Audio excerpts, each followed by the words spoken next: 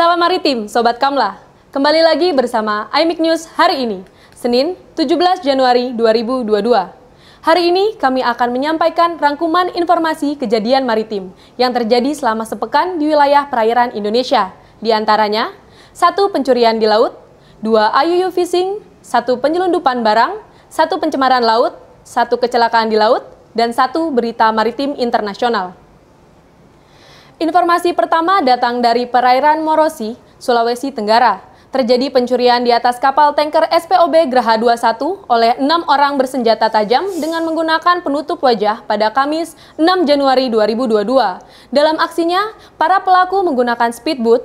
Mereka menaiki SPOB Graha 21 yang tengah berlabuh jangkar di perairan Morosi.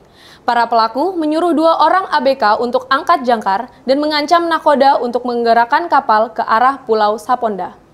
Selama perjalanan, para pelaku mencoba menutupi identitas kapal SPOB Graha 21 dengan cara mengecat nama kapal, tanda selar, dan tulisan no smoking.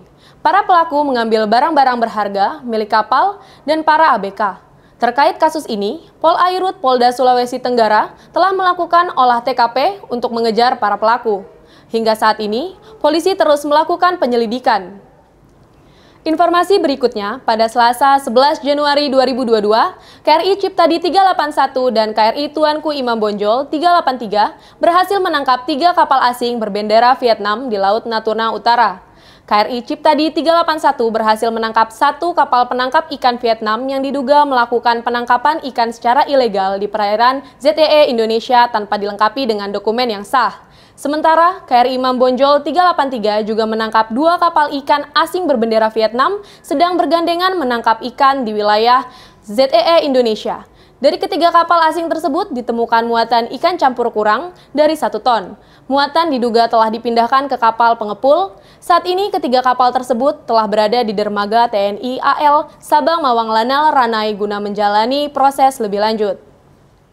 Informasi selanjutnya, pada Kamis 13 Januari 2022, Kementerian Lingkungan Hidup dan Kehutanan berkolaborasi dengan tim patroli KSOP Khusus Batam menangkap kapal SB Karamoy Equity yang mengangkut 20 ton limbah ilegal di perairan Batam, Provinsi Kepulauan Riau. 1 orang nakoda kapal saat ini telah ditetapkan sebagai tersangka karena membawa limbah bahan berbahaya dan beracun ke wilayah perairan Indonesia tanpa izin selama 3 hari berturut-turut.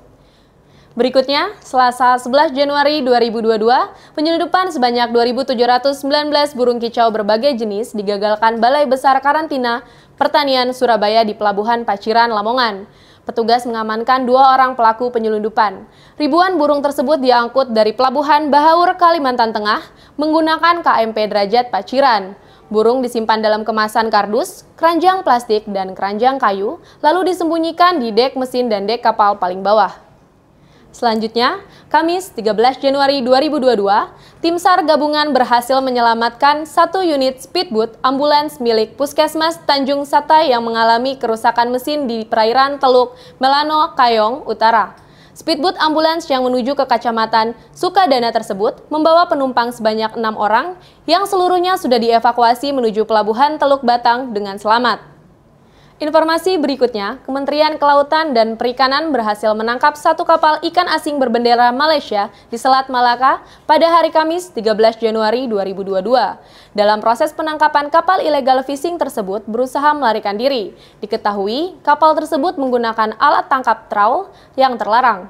Kapal ini menggunakan modus mempekerjakan nelayan Indonesia untuk mencari ikan. Saat ini sedang dalam proses ad hoc ke Satwas SDKP Dumai untuk proses hukum lebih lanjut. Sobat Kamla, informasi hari ini kami tutup dengan berita internasional. Puluhan kapal di Jepang tenggelam akibat tsunami yang terjadi di Tonga. Tsunami akibat letusan gunung berapi bawah laut itu menghantam pantai Pasifik Jepang pada Minggu 16 Januari pagi waktu setempat.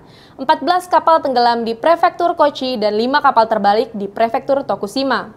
Sementara itu, tidak ada korban jiwa yang dilaporkan akibat kejadian tersebut. Sobat Kamla, sekian IMIC News mingguan yang dapat kami sampaikan hari ini. Tetap semangat beraktivitas dan tetap patuhi protokol kesehatan dengan 6M. Memakai masker, mencuci tangan, menjaga jarak, menjauhi kerumunan, membatasi mobilitas, dan menghindari makan bersama. Terima kasih dan sampai jumpa.